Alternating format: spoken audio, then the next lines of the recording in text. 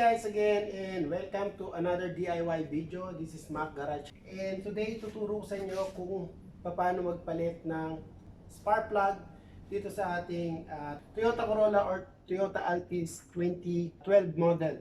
So yung mga tools na kailangan nyo guys is 10mm socket wrench or common back wrench, and of course kailangan nyo ng pantanggal ng spark plug. So yung pantanggal ng spark plug dito is ang size niya is 14mm. Iridium spark plug ang spark plug ng Toyota Corolla. So medyo ano siya, maliit siya sa katulad sa common spark plug ng mga sasakyan. So yun guys, kailangan lang natin gawin is tanggalin lahat ng coil. So isa, natanggal ko na yung isa, dalawa, tatlo, apat. So gamit tayo ng 10mm back wrench, and of course tanggalin muna natin yung mga connector. Ayan.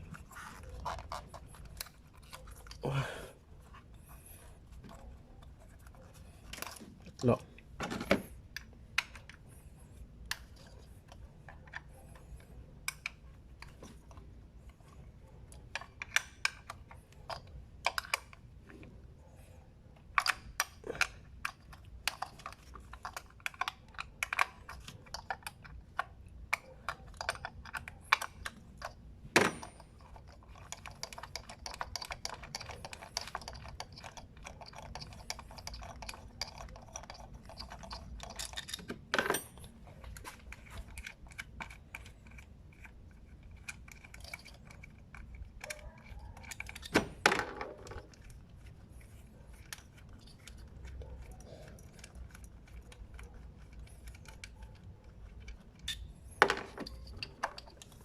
Tinatakan nyo lang to guys, ganyan lang kadali, dali siya tanggalin.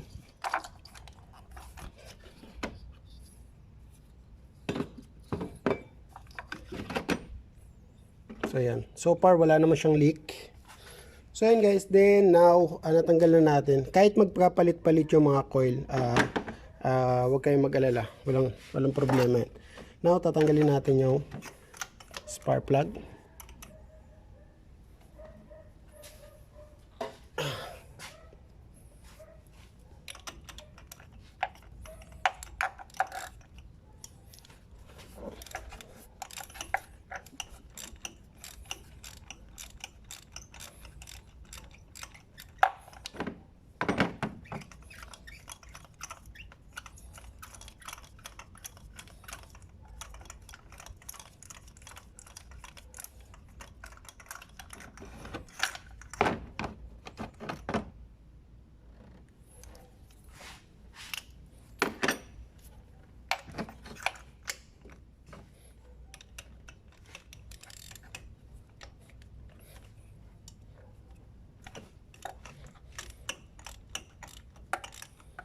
So yun guys, natanggal na natin yung apat na spark plug.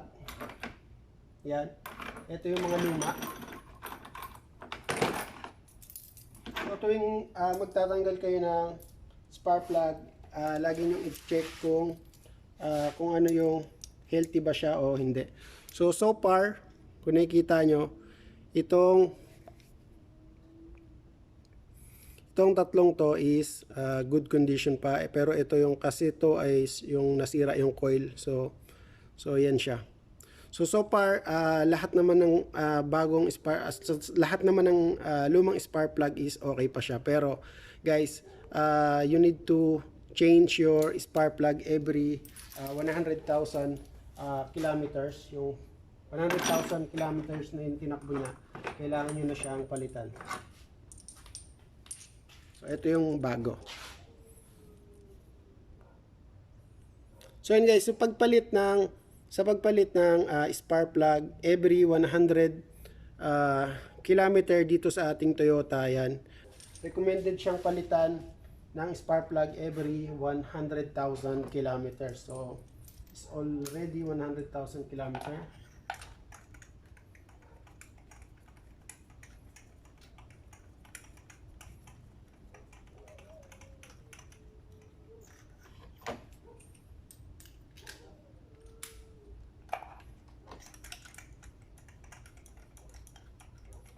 So, pwede nyo guys gawin to kahit sa inyong garahe or sa inyong bahay. So, hindi siya ganun kahirap and makakamenos pa kayo sa pagbayad ng labor sa mekaniko.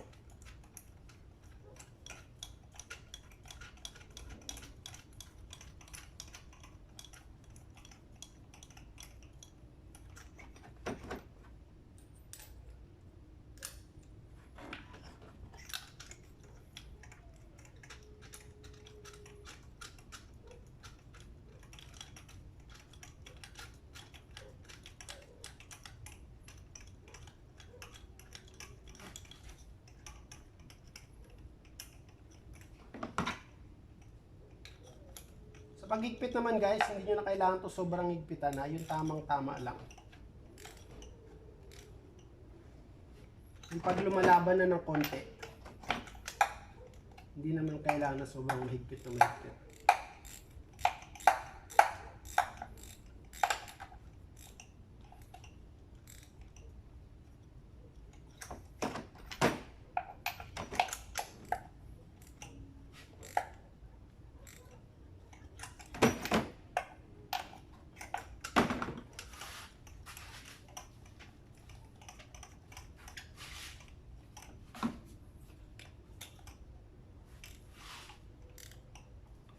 Okay. Yan, balik natin yung mga coil.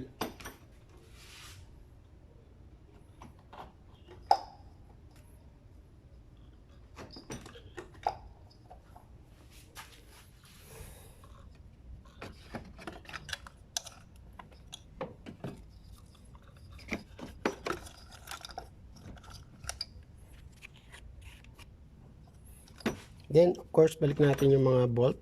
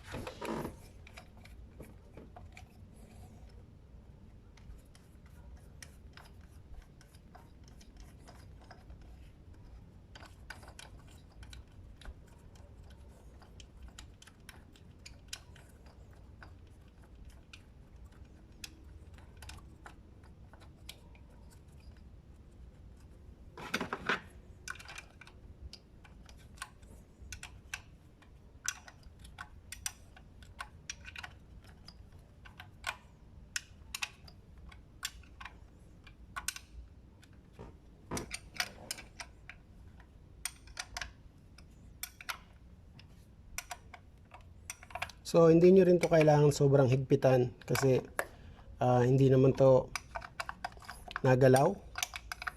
It's just a coil, ignition coil. Then, balik na natin yung mga connector nya.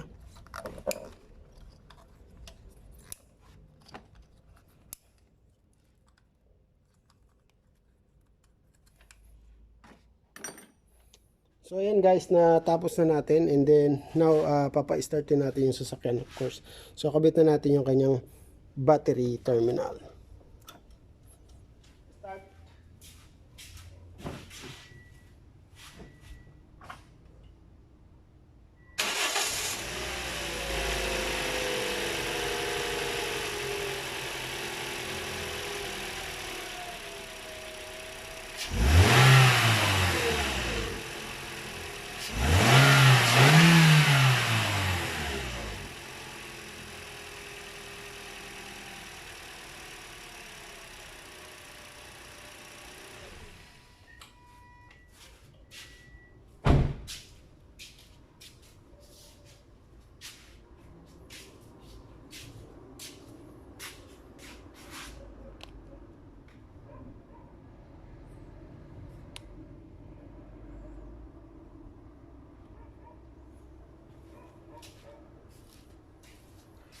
So ayun guys, natapos na natin yung pagpalit ng ating spark plug dito sa ating 20